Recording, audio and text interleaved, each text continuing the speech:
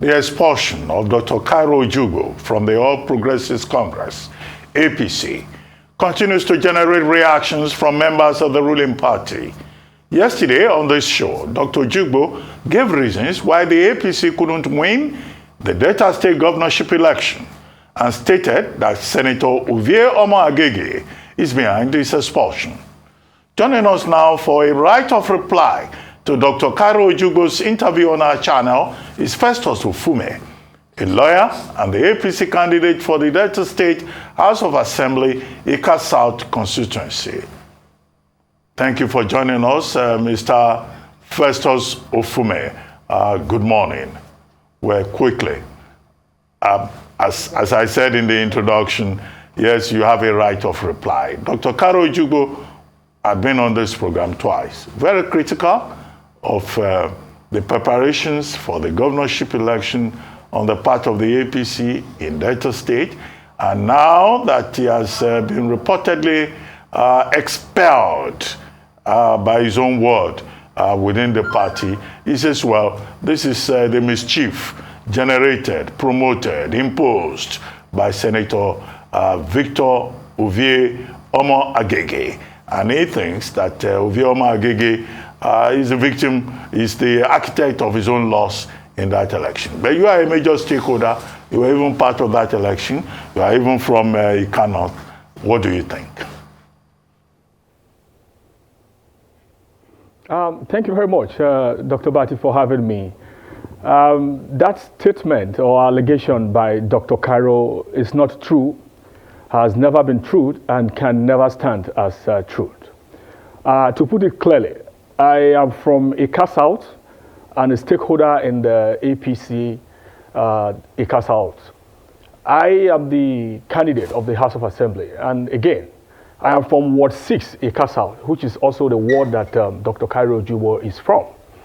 Ojougboh expulsion from the party is as a result of the series of anti-party activities that we have recorded from, well, we have seen from the person of Ojougboh. So it has nothing to do with Senator Omo-Agege. We at the ward level took our time to analyze, evaluate, and come to the conclusion that this is actually the right time to remove some baggages that has been causing negative effects in our party. And Dr. Ojougboh is one of them.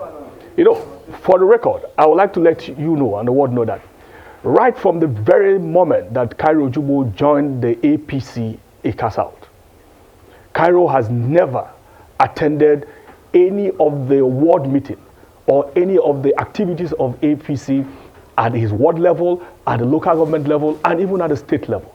So we do not have him as a member of our party. All his effort has been a negative effort to bring negative vibes to the party.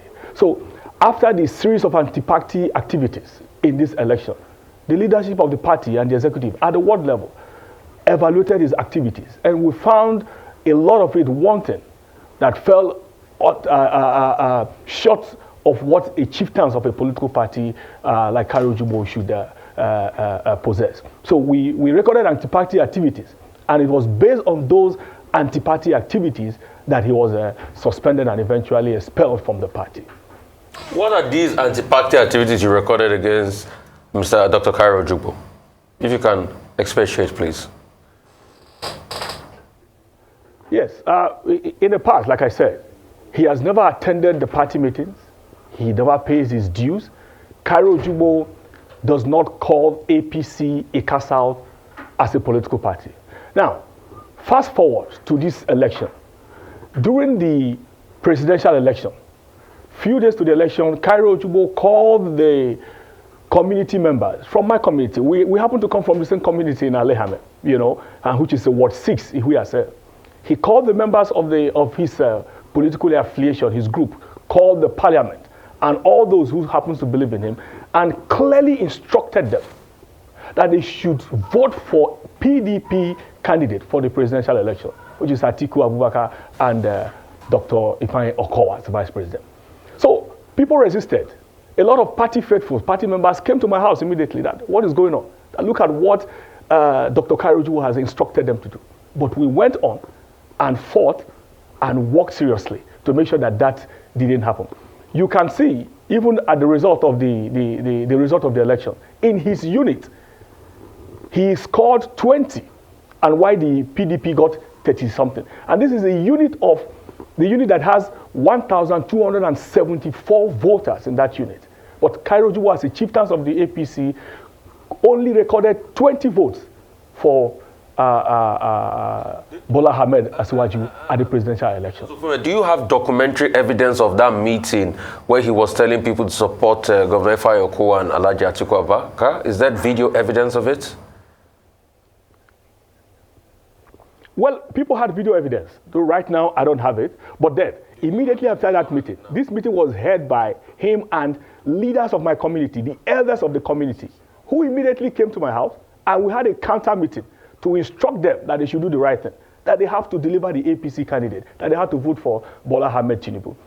The youth leader of my community came to my house, showing me the 100,000 of 200 naira notes that was given to him by Dr. Cairo Ojougboh, instructing them clearly to distribute those money among the youths of the community, and that APC can never win the presidential election, that PDP, closer to them, will win the presidential election. So he worked clearly for them, for the PDP presidential candidate, which is a huge anti-party activities.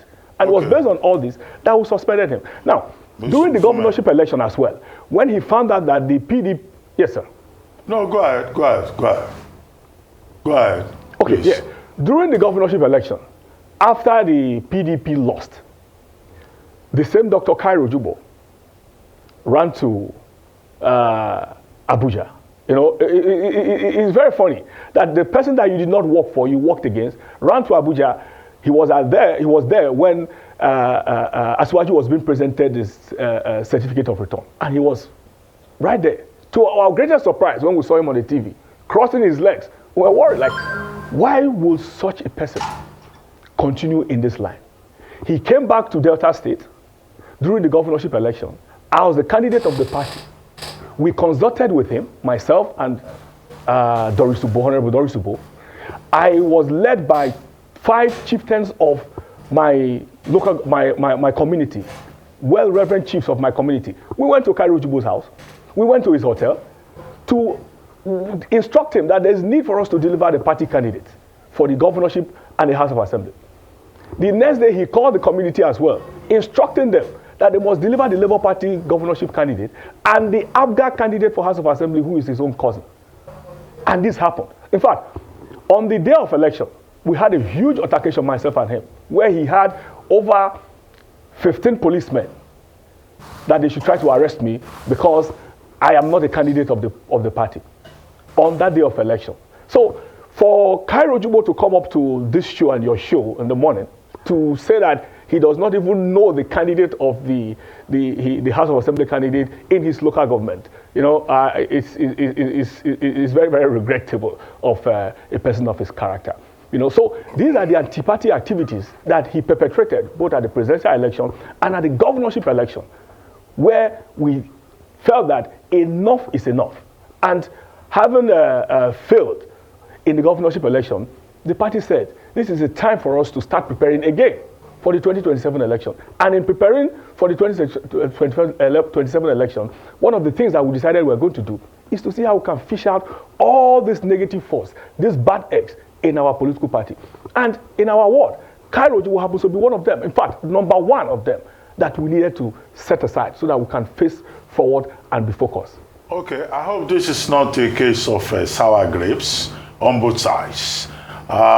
Yesterday, when Dr. Ojougboh was here, he said that, you know, the party at the ward level does not have the powers under the party constitution to expel him, and that only the party at the national level can expel him. And he was very categorical about the point that he continues to make, that the problem with the APC in Delta State is that Senator Omo-Agege continues to run a one-man show, and the privileges meant for Delta State, owing to his position as Deputy Senate President, are always taken to his own village.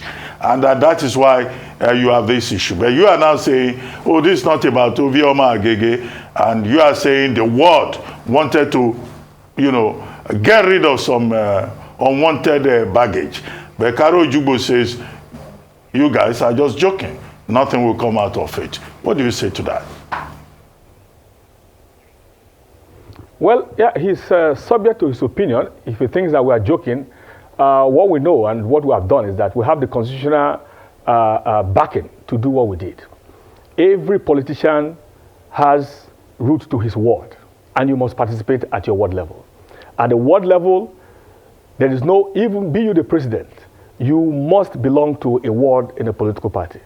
And based on the constitution of our party and the right that we'll have as members of the political party at the ward level, we have done what we needed to do. And that stands.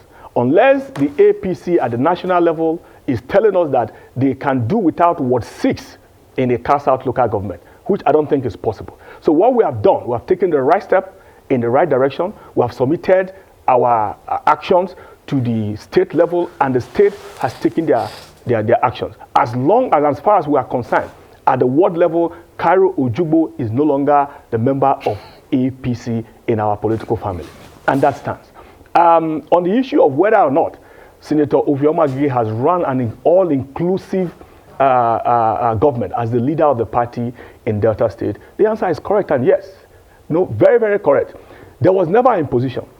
I am one of those persons that contested for primaries. There was never any influence from Senator Omo-Agege and all.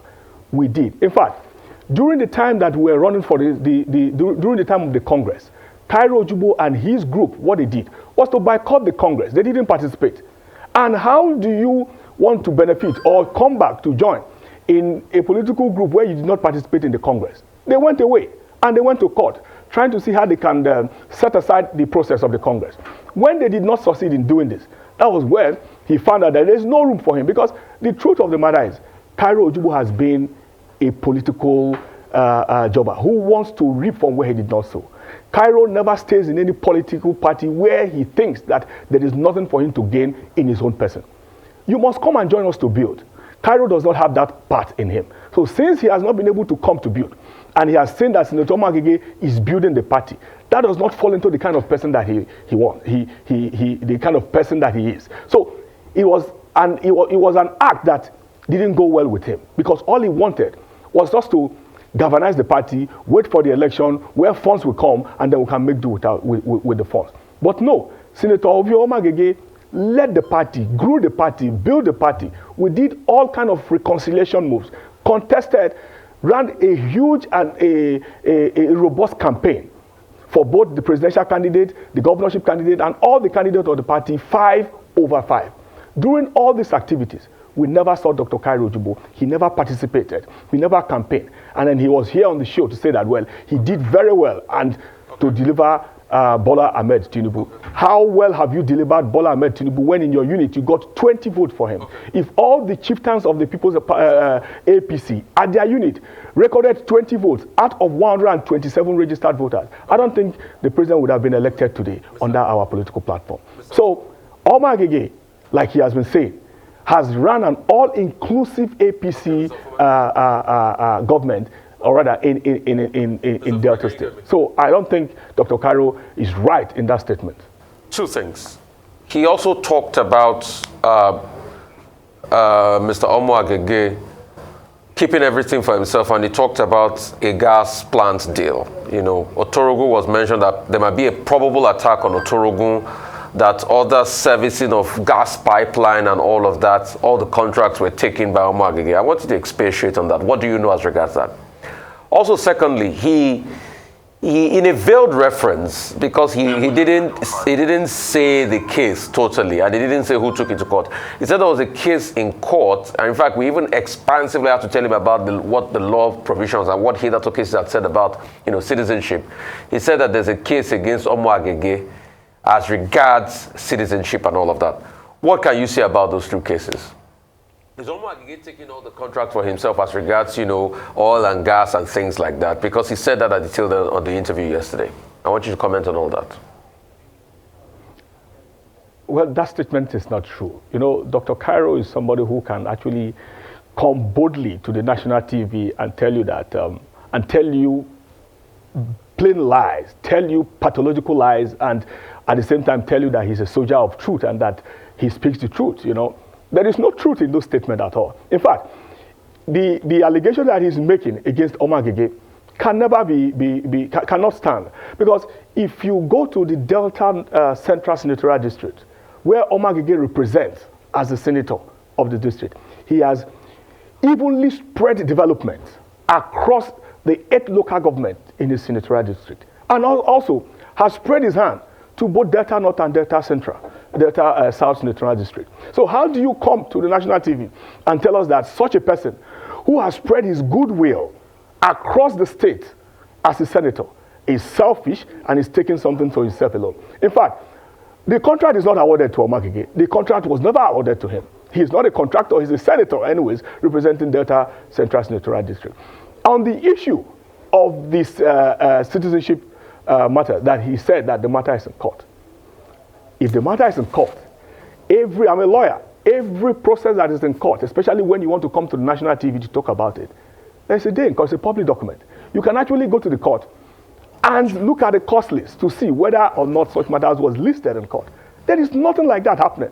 So Dr. Cairo comes in and just say whatever he thinks he wants to say to wimp up sentiment that within those that believes and follow his ideology. So there's no such matter in court on the issue of citizenship. And I watch you guys clearly where you took time to explain the constitutional requirement and even the statutory, the case law requirement and decisions up to the Supreme Court where such matter has been laid to rest. But anyway, we went on and on. We said that much. Like, we said that much yesterday. Yes. But let me ask you. You wanted to be a member of the Delta State House of Assembly. What has your own experience been like, seeking an elective position? If you could take us through your experience. It's a wonderful experience. It's a very, very wonderful experience. Wonderful in the sense that when I got that ticket and when the campaign started, I took my time to do robust consultation, and after which we engaged in a very tedious, rewarding campaign that took us through the nooks and crannies of Ika South. We campaigned rigorously for all our candidates. I led the campaign in Ika South for myself, the governorship candidate, the senatorial candidate, and also the presidential candidate of Asuwaju. In fact, my campaign awoken the sleeping People's Democratic Party in my local government, to the point that 2 weeks before the governorship election, major roads in Ika South, lots of roads were being constructed. Lots of projects started. Communities that didn't have transformers got transformers. Communities that didn't have water got water. You know, Okowa-led government were awakened by the campaign, the objective and issue-based campaign that we ran. So, in as much as possible that, in as much as we did not win the election, I still feel that it's a win-win for us, because if I had won the election and been in the House of Assembly, what do I want? All I wanted was to attract development, to attract government presence to my community, Ika South. And if the campaign that we ran actually woken up the sleeping People's Democratic Party government to understand there are people that call the people of Ika South state constituency that has been subject to poverty, has been subject to lack of government presence. And as a result of that, streets have been tarred, roads have been, drainages have been done. You can ask people, you can see that happening in Ika South. All because during our campaign, we're able to point out all these. And at the end of the day, it is a win-win, like I said, for us. It's a good experience. It's an experience that we are going to build upon. And you also understand that the battle is not over. There's still the last phase of it, which is the tribunal. So we are very hopeful that at the end of the day, the stolen mandate will be returned to the people. But this thing called politics is very interesting. Is it true that you are Cairo Ojougboh's cousin, and you are from the same place, and politics has divided the family? Yes. You are his cousin, right? Hello? Yes, we are from the same place. We are from the same community. We are from the same village. We are related. In fact, I worked with Dr. Cairo Ojougboh as one of his essays when he was the Deputy National Vice President, the Chairman, South Side of People's Democratic Party. We're very close. We work clearly. I know a lot about Dr. Cairo, and I can say a lot about Dr. Cairo. So for Dr. Cairo to say that he does not know me, it's uncalled for, you know. And to clear what you have just said, we are not having any personal issue.